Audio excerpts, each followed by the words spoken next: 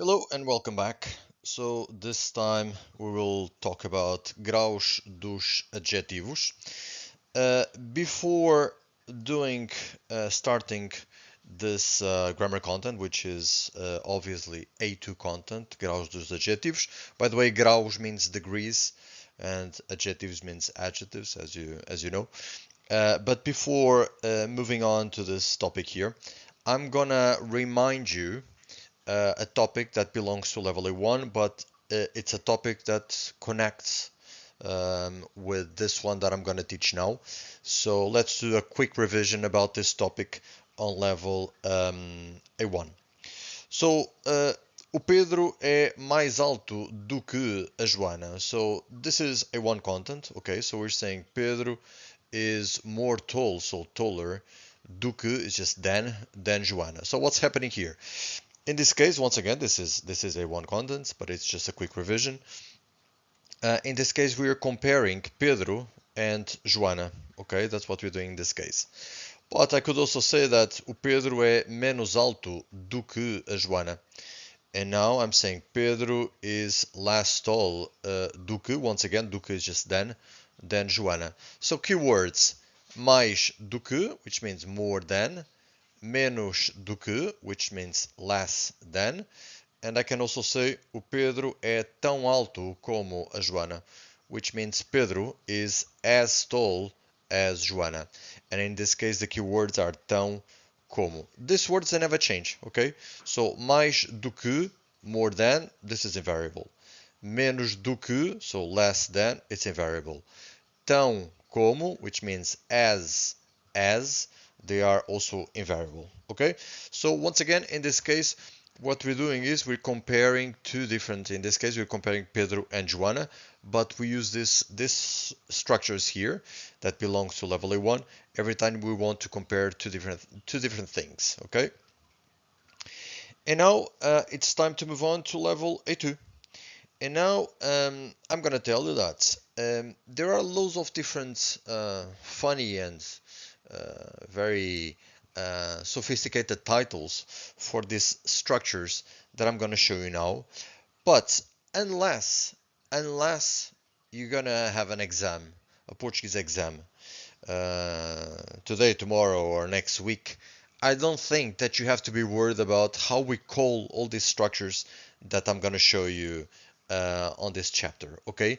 Because they sound very technical, they sound very hard, and what really matters at the end of the day, in my opinion, for you, is to be able to use these structures, okay? You will see that some of these structures that I'm going to show you now, they are very, very simple. You already know them, but we have a specific name and a very technical title for this kind of structures, okay? So don't get too attached to those titles.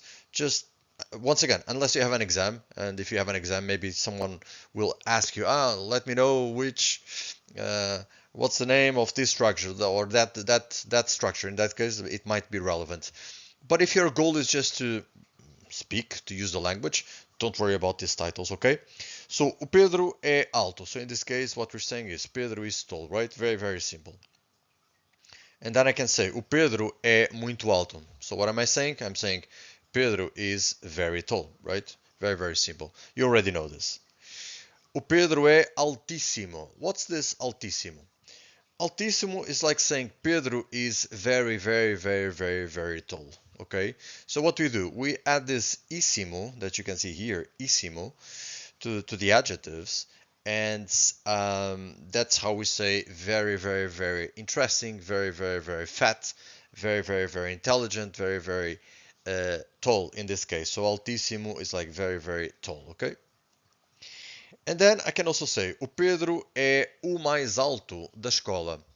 And in this case, what I'm saying is, Pedro is the tallest, so the tallest of the school. Once again, Pedro is the tallest, so these two words, mais alto is like tallest, this the is like of the school, okay?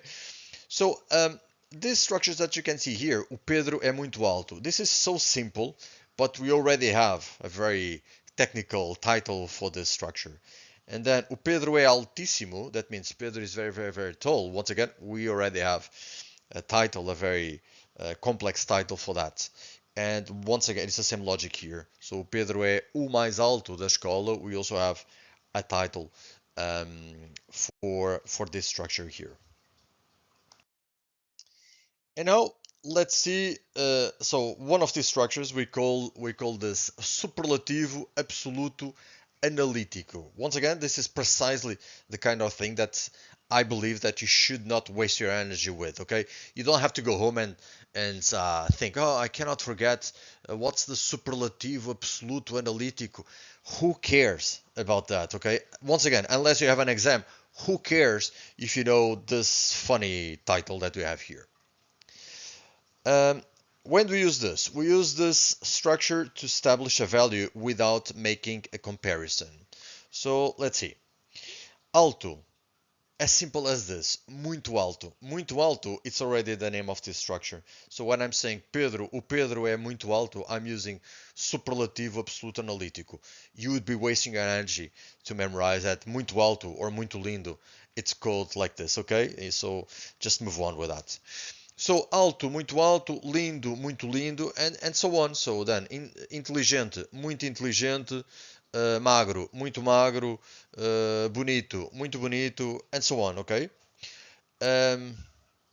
Same logic here, so with bom or bem, muito bom, muito bem, grande, muito grande, mau, muito mau, or muito mal. So this is quite simple. You already know how to use these structures from level A1, but this is something that we teach, at least the name of the structure. As you can see, we teach this on level A2. And once again, when I'm saying o Pedro é muito alto, what am I doing? I'm just establishing a value without making any comparison. When I say o Pedro é muito lindo, I'm not comparing Pedro with Joana or Pedro with Maria. I'm just saying that Pedro is very beautiful, okay? Or o Pedro é muito alto. I'm just saying Pedro is very tall. I'm not comparing Pedro with anyone else, okay? Thank you for watching. I'll see you shortly.